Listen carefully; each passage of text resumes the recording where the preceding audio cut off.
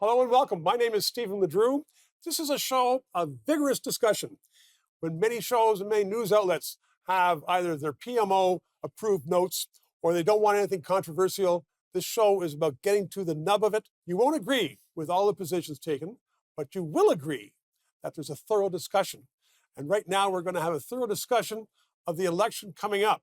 We have a new prime minister and we have lots of issues coming up. So, Susan Murray, welcome to the show. You are a dyed-in-the-wool progressive conservative, and you've been around politics a long time, I understand. And Brendan Caldwell, you like politics an awful lot, even though you admitted to me that you have supported more than one party in the past. So I think I've been a member of 5 different parties at one point or another. You don't strike me as a socialist. And Marc Kealey, you don't have a red tie on, but you have been a liberal your whole life. And since you have been closest probably to some guests, to prime ministers, let's just talk about the fact that Canada has a new prime minister. He was voted in by 150,000 people, around that, and he's untested.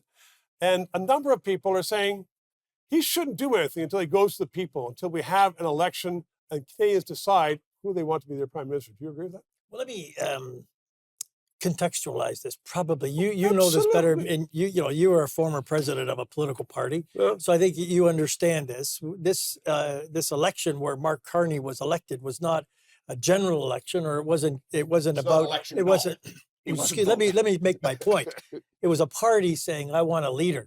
Right. So they have that right to do that. Yeah, that is our tradition, the British parliamentary tradition. Yes, the fact that the party that was choosing its leader happened to be government makes the leader of that party the prime minister de facto. So that it's almost a bit of an intellectually dishonest thing to say that we elected a prime minister, because we did not, and we don't elect prime ministers, we appoint them. Yes, of course, but right as we go more presidential, people say that is the leader of our country, the prime minister. More people elect the dog catcher in Kerrobert than elected Mr. Kearney. So from one point of view, even though it's tradition, a number of people are thirsting for an exercise in democracy. Well, and I think they're going to get that. But again, you raised it. You were sure, and I think he's got no choice but to call an election. Let's call another partisan here, Susan Murray. Well, I agree with Marc. We've had no parliament for an egregiously long time, and I think there's probably consensus among us about that. I heard a huff to your left, so I don't know if there's consensus, but go ahead. No, there's consensus. It's been egregious. It was a huff of agreement. I love that.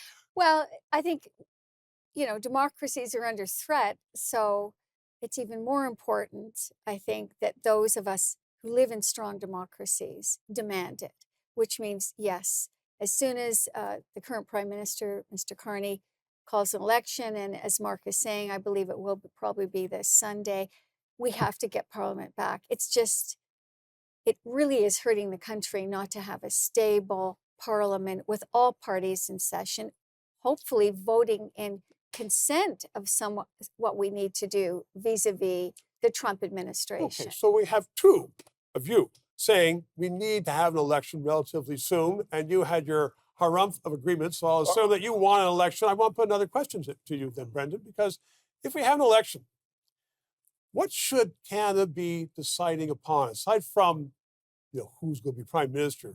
I mean, what's going to be the issue that Canadians are looking for? I'm going to answer the first question, then I'll answer your question. The first thing is yes, I agree, Mr. Kearney probably will do the right thing and probably will call an election. But I wouldn't be shocked down to my boots if he said this is too desperate a time for us to be uncertain as to the leadership of the country. I'm going to be continuing to govern for an extended period of time. I wouldn't be shocked. He's your prime minister. He's our prime minister. It's true. God bless you. So I wouldn't be shocked if that were the case, that it was his predecessor's modus operandi. So I wouldn't be shocked to see that. Now, I think we should be deciding on issues. Mr. Kearney has got a bit of a bump in the polls. His good looks, charm, and resume have helped him considerably. Maybe his handling of the trade has helped as well. But I think really we should be deciding on policies. If we're going to see very different policies going forward than what we've seen over the last 10 years, which I think the majority of Canadians feel that we are at a low point. Certainly our dollar's at a low point, our international standings at a low point, our economy's at a low point. I think we need to find different policies going forward than the ones we've had. And I think the election should be decided on that, not personality or coiffeur. Which may be leading to a rehashed cabinet. We'll leave that for the break.